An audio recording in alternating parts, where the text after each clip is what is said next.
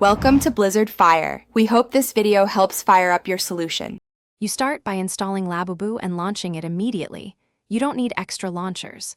Once open, grant storage and overlay permissions so animations can render over your home screen. Then, tap the Only Way preset to load its assets and previews. Make sure background download's complete before proceeding, because missing files cause glitches. If a prompt asks to set live wallpaper, accept it now so you can edit settings. This step transitions you directly from setup into customization without leaving the app. Once the Only Way preset is loaded, dig into the effect controls and tune particle density, animation speed, and the color palette to match your device and taste.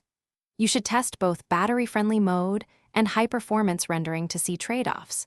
Choose one based on whether you want smoother visuals or longer battery life. Use the built-in preview and then apply temporarily to your home screen to evaluate. Make incremental changes so you can compare settings.